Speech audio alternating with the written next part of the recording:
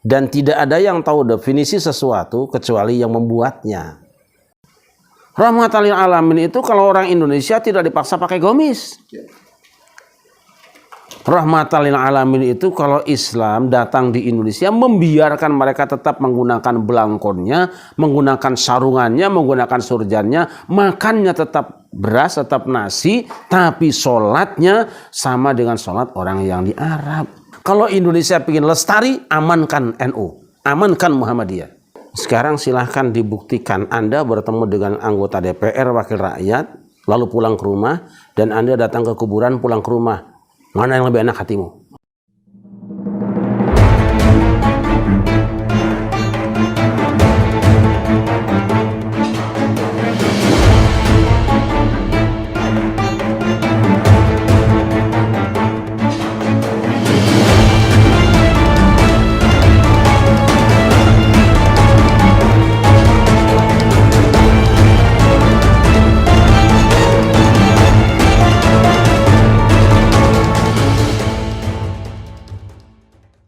Assalamualaikum warahmatullahi wabarakatuh. Bismillahirrahmanirrahim. Alhamdulillah. Allahumma sholli ala sayyidina Muhammad wa ala sayyidina Muhammad amma ba'du. Baik, kembali lagi buat sahabat pena sang kiai, memberi makna, mengungkap data. Dan hari ini kita langsung bertemu lagi dalam sebuah acara yang sangat luar biasa yang akan membaharukan sebuah wawasan hasanah pemikiran Anda tentang Islam, dan pastinya bersama dengan guru kita tercinta yaitu Abi Kiai Haji Raden Syarif Rahmat.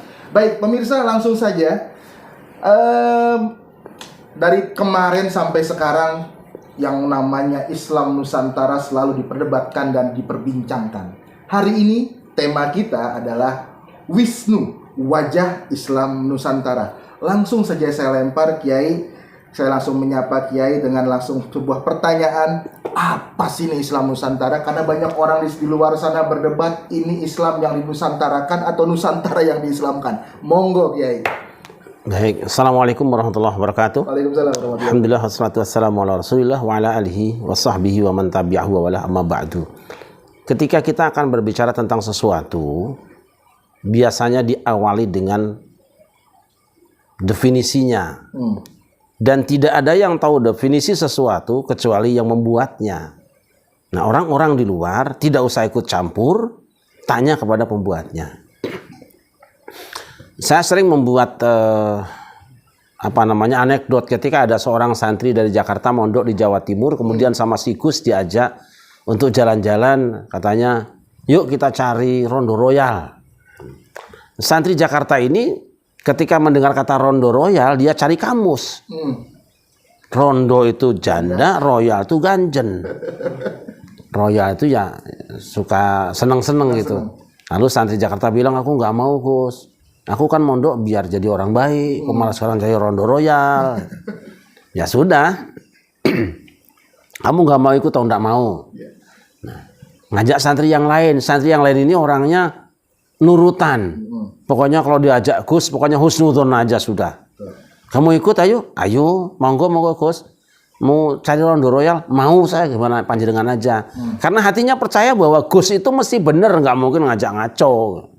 Akhirnya mereka pergi, setelah sampai di satu warung dia makan tape yang digoreng itu. Selesai makan, pulanglah ke pondok, ketemu dengan yang santri yang tidak mau itu. Wah, enak sama Gus. Kamu tadi dari mana? Makan tape goreng. Loh, katanya Rondo Royal. Kata Gusnya, itulah Rondo Royal. Jadi tape yang digoreng itu namanya Rondo Royal. Masya Allah. Jadi jangan sekali-kali mewakili definisi yang dibuat orang dengan pengertian sendiri. Gitu, seperti itulah. Nah, nanti ada lagi. Ayo kita cari rawon setan. Setan kok dibikin rawon? Jangan begitu pikiranmu, tanya dulu rawon setan itu apa. Setelah dimakan ternyata rawon enak sekali, itu saking enaknya sebut rawon setan. Karena biasanya manusia kalau dengan setan kan enak gitu. Nah, seperti itu. Pun Islam Nusantara. Ketika Anda ingin bertanya apa itu Islam Nusantara, jangan baca kamus, jangan bawa hatimu, jangan mewakili orang lain, tanya kepada pembuatnya. Nah, yang membuat Islam Nusantara itu kan Nahdlatul Ulama. Tanya NU. Nah, nanti kan kita ketemu di situ. Yang disebut dengan Islam Nusantara itu adalah Islam yang diamalkan oleh orang-orang Nusantara. Gitu. Isinya apa? Isinya ya sebetulnya bagus. Yaitu Islam yang berhaluan akidah Ahlus Sunnah wal Jamaah, fikihnya madhab Syafi'i, akidahnya Asy'ariyah dan Maturidiyah, fikihnya Syafi'i dan tasawufnya Junaidi al-Baghdadi dan al-Ghazali, plus diselaraskan dengan budaya lokal Nusantara. Nah, kayak ini kan sekarang dari kemarin kita kan mendengar polemik antara Islam Nusantara dengan Islam rahmatan lil alamin. Ini di mana sih timbul perselisihannya ini kayak sebenarnya? Apakah beda pemahaman atau beda sudut pandang atau bagaimana? Rahmatan lil alamin itu kalau orang Indonesia tidak dipaksa makan gandum. Itu aja. Rahmatan lil alamin itu kalau orang Indonesia tidak dipaksa pakai gamis. Rahmatan lil alamin itu kalau Islam datang di Indonesia membiarkan mereka tetap menggunakan belangkonnya, menggunakan sarungannya, menggunakan surjannya, makannya tetap beras, tetap nasi, tapi sholatnya sama dengan sholat orang yang di Arab. Tapi puasanya sama dengan puasanya orang yang di Arab. Tapi hajinya sama dengan orang yang di Arab. Itu loh. Jadi tidak merusakkan budaya yang ada, tidak merusakkan iklim yang ada. Gitu. Jangan dipertentangkan. Loh kalau misalnya Islam datang ke Indonesia maksa supaya kita mengganti pakaian gamis, dipaksa supaya bajunya orang Arab. Tentu itu tidak rahmatan lil alamin, tidak menghargai keragaman seperti itu.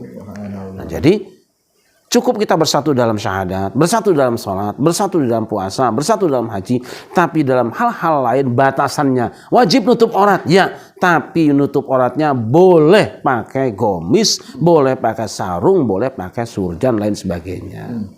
Tidak harus menggunakan pakaian yang sama dengan di Timur Tengah. Karena apa? Ya Islam itu kan Quran itu seperti air hujan. Air hujan itu tergantung jatuhnya di mana. Semua juga tumbuh dari air hujan. Jatuh di Malang ya keluarnya apel. Jatuh di Sleman ya sanak. Jatuh di Brebes ya bawang. Jatuh di Timur Tengah ya korma. Jatuh di Palembang ya keluarnya duku. Semua itu jangan merasa bahwa ini kok keluarnya duku, ini bukan dari air hujan ini. Tidak, airnya hujan dari langit juga, cuma memang lain daerahnya, lain lubuk, lain ikannya, penampilannya yang berbeda. Tapi kalau diorek aslinya itu air hujan. Seperti itu. Baik, Bi. Ini kalau misalkan saya mewakili sebuah pertanyaan yang mungkin kemarin banyak di sosmed, bahwa munculnya Islam Nusantara ini merupakan salah satu kemunculan yang berangkat dari mosi kepentingan politik. Bagaimana pendapat? Tidak seperti itu. Indonesia ini mayoritas umat Islam. Artinya kalau mau Indonesia itu utuhkan umat Islam. Dan umat Islam Indonesia mayoritasnya itu adalah Nahdlatul Ulama dan Muhammadiyah. Kalau Indonesia ingin lestari, amankan NU, amankan Muhammadiyah. Kalau dua ormas ini sudah hancur, hancur Indonesia, hancur Islam, hancur Indonesia. Nah maka para ulama kemudian melihat bahwa keislaman yang ada di Indonesia ini sudah ideal.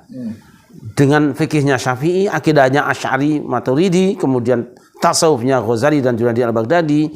Nah, diselaraskan dengan iklim yang ada, tidak ada pelanggaran di situ. Budaya yang ada di Indonesia sedapat mungkin diselaraskan atau dicangkok dengan syariat Islam. Nah, karena budaya kita berbeda. Budaya Indonesia berbeda dengan Iran, budaya Indonesia beda dengan Saudi Arabia, iklimnya juga berbeda, maka kita membuat peristilahan sendiri, tidak bermaksud untuk eksklusif. Kita akan menyebut bahwa kalau disebut dengan Islam Iran itu adalah Islam Syiah, ya kan? Kalau Islam Saudi itu Islam Wahabiyah. Nah, kita bukan Syiah, bukan Wahabiyah, tapi Ahlus Sunnah wal Jamaah, disebutlah Islam Nusantara karena ada penyelarasan dengan budaya Nusantara. Maaf muskilah di situ. Masya Allah. Baik, luar biasa. Nah, buat sahabat Pena Sang Kiai, saya juga ingin memberikan informasi bahwasannya di depan kita sudah melihat ada beberapa kitab. Ya, ini merupakan kitab buku dari guru kita. Ada 40 goresan pena dari 1 sampai 16 jilid. Dan Anda bisa sekarang memperolehnya dengan cara yang cukup mudah. Anda bisa lihat di bawah. Ini merupakan link-linknya untuk Anda bisa mendapatkan buku dari guru kita tercinta, goresan pena 1 sampai 16. Dan jangan lupa untuk selalu like dan subscribe juga komen untuk kemajuan channel kita. Baik, kita lanjuti sekarang perbincangan kita hari ini, tanya-tanya dengan kita. Berikutnya sekarang kalau misalkan ada banyak orang yang bertanya tentang Islam Nusantara ini. Kalau misalkan Islam Nusantara ini kan Abi merupakan sosok yang dinisbatkan oleh masyarakat zaman sekarang sebagai sosoknya Sunan Kalijaga abad ini. Banyak sekali sekarang pengalaman pribadi Abi pada saat proses dakwah dengan menggunakan baju hitam-hitam, pakai belangkon, tercaan dan cacian dari kanan kiri, itu sebagaimana Kiai? Ya biasa saja. Dulu awal-awal ya ada satu acara yang mengajak saya untuk berada di sana, kemudian salah seorang pengurusnya pesan kalau berkenan, saya ngerti, ini ya saya bilang. Ya bagi kami selama ini yang dikenal kan kalau penceramah atau kiai itu ya mesti pakaiannya putih seperti itu. Saya bilang begini, baik panjenengan tidak usah undang saya, tidak usah ngajak saya. Daripada saya datang mengecewakan panjenengan, nanti masyarakat benci panjenengan. Tapi ketahuilah bahwa ini satu-satunya perlawanan saya kepada budaya asing dan satu-satunya cara saya mengekspresikan bahwa Indonesia masih ada. Subhanallah. Itu kalau tidak salah sebelum populer istilah Islam Nusantara ya? Iya, kita sudah biasa menyebut istilah Islam Nusantara dari dulu sebetulnya. Tapi kan itu bukan kelembagaan tapi personal ya. Itu kita sudah tidak boleh. Bahkan sempat ketika saya habis ceramah di Jombang, Jawa Timur, di bandara itu bertemu, kalau tidak salah pas ada bertemu dengan Bang Raden Haji Omah Irama, itu ada orang nanya, habis praktek di mana Pak D? Ini menarik nih. Dukun. Ini dia. Ini yang saya tanyakan. Ini kan pasti identik dengan seperti itu, Kiai.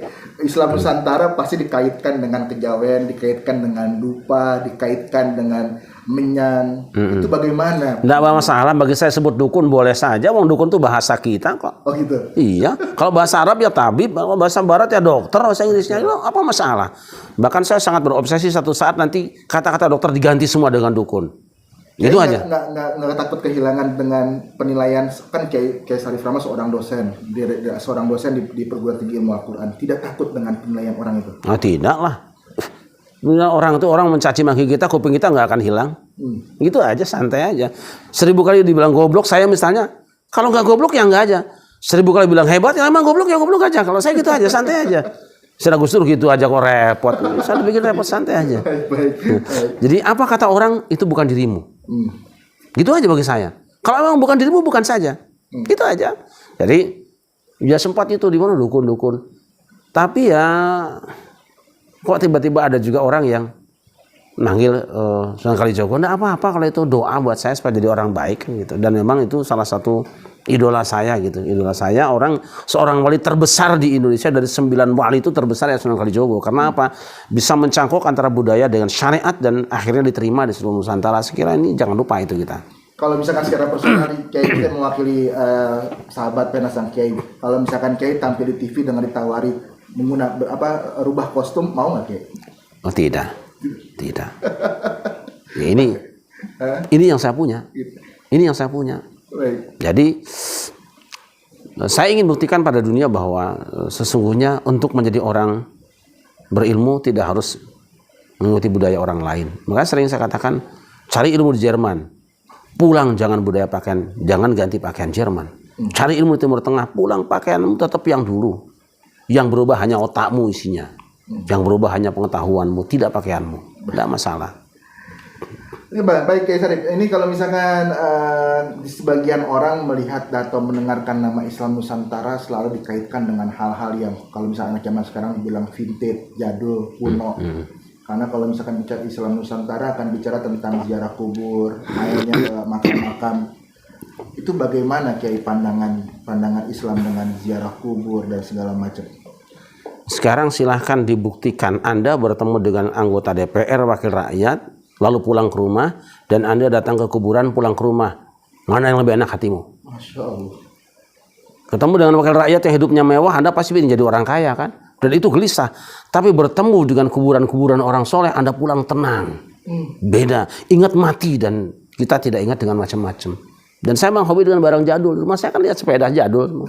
Sepeda jadul, motor jadul, mobil jadul. Ya mungkin Alhamdulillah salah satu rumah yang isinya barang jadul di sini, karena NU punya kaidah al-muhafadzah 'ala qadimis salih wal akhdhu bil jadidil aslah. Berpegang teguh pada barang lama yang masih baik, tetapi juga jangan alergi dengan barang baru yang lebih baik. Gitu. Baik, Bi, kalau misalkan hari ini konsep Islam Nusantara sudah mulai diterima di masyarakat, sebaiknya agar lebih diterima di masyarakat, bagaimana cara menyikapi dengan Islam Nusantara ini? Islam Nusantara sebetulnya kan jawaban dari permasalahan yang sangat berat di tengah masyarakat. Ketika banyak orang yang tidak memahami ajaran Islam, lalu pendekatannya yang harus kita lakukan. Apa pendekatannya? Budaya. Dan salah satu keberhasilan Sunan Kalijogo diantaranya adalah bahwa bagaimana orang berpindah agama tidak terasa. Karena ketika berpindah, kendaraan budaya masih dibawa terus. Nah itu, saya sering mencontohkan misalnya budaya itu seperti gelas, sedangkan isinya itu air tergantung kita. Nah, ketika ada sebuah gelas berisi minuman keras, jangan dipecahkan gelasnya, buang saja airnya, ganti pakai air kelapa. Kan nggak masalah. Nah, gelas itu adalah budaya kita. Dari dulu sebelum ada agama yang lain, sebelum ada Hindu, sebelum ada Buddha, kita sudah biasa 3 hari, 7 hari, 4 hari kumpul udah biasa aja. Diperebutkan di situ. Datang Hindu diisi oleh Hindu, datang Buddha diisi oleh Buddha. Itu kendaraan itu dipakai. Sunan Kalijogo ahli di situ, pandai di situ, para ulama ahli di situ. Sudah. Budaya kumpulnya teruskan, tapi isi kegiatannya yang kita ganti. Sekarang Al-Fatihah. Kalau dulu biasanya kan orang ngirim tuh sak jaban kikis, sak jeron kikis, ya kan? Dikirim. Sekarang tidak. Kepada ruh bapak, kakek, nenek Al-Fatihah itu. Nggak ada masalah. Para ulama mengajarkan amaliyah Islam Nusantara ini pasti ada referensinya ya, ada sanadnya dan juga ada dalilnya pasti. Saya pernah belajar di sebuah sekolah yang sangat ekstrim di dalam berpegang pada Quran dan Sunnah. Sehingga ketika melihat ada sebuah kebudayaan hidup di masyarakat, saya sempat agak emoh. Tapi ketika saya sudah terus belajar terus dan bergaul masyarakat, dan saya kaji, saya baca kitab-kitab ulama, saya ketemukan bahwa hampir semua budaya umat Islam Indonesia itu semua dasarnya Quran dan Sunnah. Hanya mungkin oleh sebagian orang yang tidak mendalam dalam mendekati orang-orang Islam Nusantara, itu akan dianggap sebagai pertentangan terhadap ajaran syariah, karena selama ini mereka melihat Islam itu ada Timur Tengah. Islam itu identik dengan Arab. Padahal pintu-pintu untuk menjadikan budaya di satu daerah menjadi bagian integral dalam dakwah Islamnya itu sangat terbuka. Boleh nggak minta satu contoh konkret tentang misalkan contoh saja, misalkan kayak nasi tumpengan, misalkan kalau misalkan ada pengantin itu, kalau orang Jawa pada saat pengantinan nginjak telur, itu memang apakah ada filosofinya atau memang ada?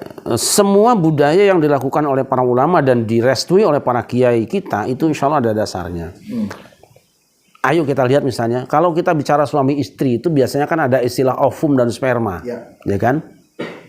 Sperma itu laki-laki berbentuk cacing atau belatung. Kalau ovum itu apa? Telur. Maka ketika pernikahan itu dilambangkan, si laki-laki nginjak telur, artinya apa? Kamu itu akan mempergauli seorang wanita yang dia adalah ovum. Sebetulnya ada pesan dulu, telurnya jangan pecah kalau bisa. Kalau bisa jangan pecah. Artinya apa? Kamu laki-laki, istrimu itu seperti telur. Kalau dia sudah pecah sekali, selamanya nggak akan bisa disambung. Padahal jika kamu bisa ngangremi dia, akan netas anak ayam sangat berkualitas. Artinya bagaimana generasimu tergantung dari bagaimana rasa hati istrimu saat dia mengandungkan anakmu. Maka ketika mengandungkan anak, sang istri tersinggung hatinya, nanti ada pengaruh pada anaknya. Pesan itu luar biasa, sangat Qurani. Maka yang dilakukan apa? Yang patut kamu lakukan adalah ngangremi itu sambil berdoa kepada Allah, ngati-hati. Dan itu ada ayatnya kan? Gitu, seperti itu, ngati-hati, karena perempuan itu ya seperti telur, seperti baju, jangan sampai sobek. Kalau sobek ya nanti yang sobek, pakaianmu, tubuhmu yang kelihatan gitu, terbuka auratmu. Baik, kalau misalkan dengan budaya keris, kayak banyak kan ada orang yang bilang kalau misalkan ini pegang keris, katanya ada entitas lain, ada jin, ada segala macam, ini bid'ah, ini bisa menunjukkan kita dengan kemusyrikan. Bagaimana pendapat? Lawang namanya senjata ya. Dulu ya di sana ya pedang. Di Madura ya apa namanya? Celurit. Kalau di Aceh rencong. Di Jawa Barat ya apa namanya? Kujang. Jadi Jawa umumnya ya keris. Nah gitu aja lah. Jangan dibikin sulit-sulit, rumit-rumit. Keris itu tapi ada falsafahnya. Disengker ora kena ngiris-iris gitu loh. Dipegang jangan buat ngiris-ngiris. Maka keris tidak pernah pakai gini, mesti gini fungsinya itu. Karena apa? Keris itu juga ada pelajaran buat kita semua. Semua sisinya tajam. Ujungnya tajam, atasnya tajam, bawah tajam. Ini gagangnya pun tajam. Nah, supaya kamu nggak ketusuk oleh yang kamu bikin sendiri, ya kamu bikinlah berkorban sedikit, bikin gagang buat pegangan kamu.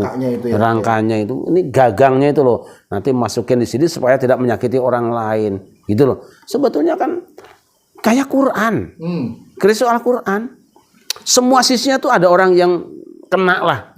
Maka sering saya bilang, saya ini orang yang paling tersindir sama Quran. Kalau baca Quran yang paling tersinggung saya sendiri. Bukan orang lain. Orang kafir tersinggung, orang ini tersinggung. Saya pun kalau tidak hati-hati akan tertusuk oleh ayat itu sendiri. Ya kan? Rubba qari'il Quran wal Quran yal'anuhum. Tidak sedikit orang yang baca Quran, tapi Quran mengutuk dia sendiri. Dia baca, dia terkutuk oleh Quran itu sendiri. Nah, supaya tidak, maka jaga dirimu. Jangan sampai kelakuanmu melanggar yang kamu baca itu. Itu lambang keris seperti itu. Baik, sahabat Pena Sang Kiai. Dan sebelum kita mengakhiri acara ini, saya sekali lagi mengingatkan kepada Anda, para sahabat. Bagi Anda yang ingin memiliki produk-produk atau kitab dari guru kita, Anda bisa langsung melihat di link di bawah ini. Dan pastinya kita akan memberikan hadiah-hadiah yang menarik buat Anda episode-episode berikutnya akan pasti lebih menarik. Silahkan Anda berikan pertanyaan di kolom komentar. Anda bisa bertanya seputar tentang pertanyaan Islam atau menyapa kami. Silahkan, dan besok untuk 10 orang yang menyapa dan memberikan pertanyaan, kita akan memberikan hadiah kepada Anda. Dan jangan lupa untuk memberikan like, comment, and subscribe. Dan sekarang terakhir Kiai, pada saat di segmen terakhir ini singkat saja, apa harapan dan bagaimana ke depan dengan Islam Nusantara ini untuk bisa menjadi sebuah cara damai di Indonesia? Kami bangga menjadi bagian dari Islam Nusantara. Dan bagi saudara-saudara kami yang ingin tahu lebih jauh, pandang kami sebagai saudara, mari kita bertemu supaya Anda tahu siapa sebenarnya Islam Nusantara. Jangan pernah dengarkan orang lain, dengarkan kami sendiri karena kami yang membuatnya. Terima kasih. Subhanallah, baik, terima kasih Abi. Mudah-mudahan sehat selalu. Dan sahabat Pena Sang Kiai, hari ini kita sudah bisa langsung mendapatkan sebuah makna dan bisa menyingkap data. Dan sekarang saya ingin menukil sebuah pesan yang beliau tulis dalam sebuah bukunya yang insya Allah kita akan launchingkan juga di channel ini, yaitu Pesan Berbintang. Beliau menulis sebuah kalimat yang cukup indah. Kebencian tak akan memberikan perbaikan. Dendam hanya akan membuat hati jika menghitam. Jika berat memaafkan, paling tidak cobalah melupakan. Semoga Allah mencurahkan aneka kebaikan. Mudah-mudahan acara ini akan memberikan banyak kebaikan buat kita semua. Dan saya akhirnya mengucapkan terima kasih banyak. Hasbunallah. Assalamualaikum warahmatullahi wabarakatuh.